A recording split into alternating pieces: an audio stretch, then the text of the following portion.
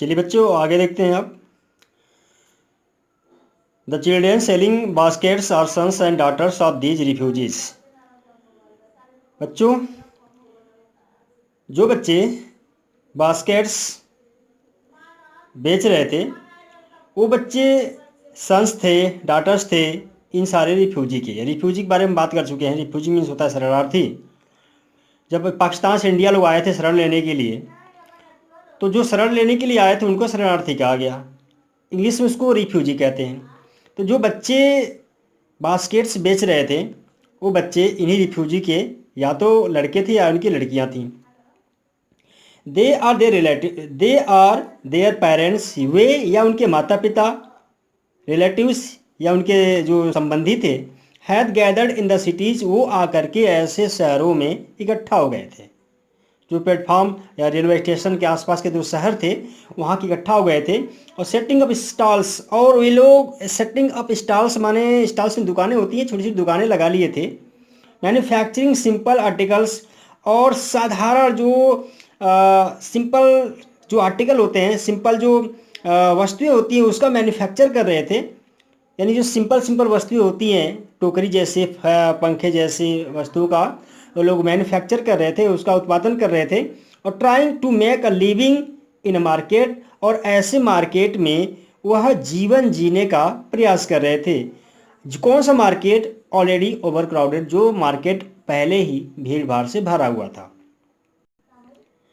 They lived in a cloth and grass sets, वे लोग रहते कहाँ थे? वे क्लोथ और घास के जो सेट थे, सेट्स माने यहाँ पे झोपड़ी कहेंगे आप, झोपड़ी थे उनमें वो रहते थे।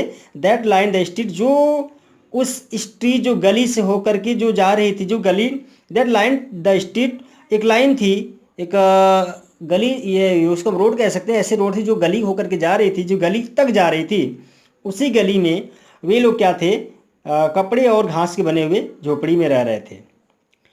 The peasants among these refugees, इन रिफ्यूजी लोगों में जो किसान थे, पिजेंट्स थे, किसान थे, had been accustomed to little all their lives, अपने पूरे जीवन वे एकस्टम्ड मैंने आदी हो गए थे, टू लिटिल मैंने थोड़े से, यानी जो उनके पास थोड़ा सा ही चीज़ था उससे वो आदी हो गए थे। For the annual income of an agricultural family, जो उनका एक वार्षिक इनकम था, और जो एक एग्रीकल्चर जो फैमिली होता है डज नॉट एक्सीड, वो आगे नहीं बढ़ा सकता। यानी कि एक कृषि वाला परिवार हो और उनका जो एक वार्षिक इनकम हो, उस इनकम से कृषि वाला परिवार भी अपने आप को आगे नहीं बढ़ा सकता। उन छोटे से इनकम में जो हमारे किसान थे वे अपनी जीविका चलाने के लिए आदी हो चुके थे। और ऑन एन एवरेज, जो अगर एवरेजन की बात करें, एक औसत की बात करें, तो औसत क्या था कि $100 ईयर, उनका जो कमाई था वह $100 एक साल का था। यानी एक साल में और $100 ही कमा पाते थे लोग। यानी कि ऑलरेडी कितनी, आप समझ लीजिए कितनी मेहनत करनी पड़ती थी उन लोगों को, एक साल में वो लोग $100 ही कमा पाते थे। इसके अलावा द एवरेज अनस्किल लेबरर, जो अनस्किल लेबरर थे, जो अकुशल श्रमिक थे, उनका जो औसत था मैक्स 30 सेंट अ डे। तो उनका तो औसत क्या था कि एक दिन में 30 सेंट कमाते थे, और लेस देन $2 अ वीक, या ये बात कर लें कि एक सप्ताह में वह $2 से भी कम कमाते थे।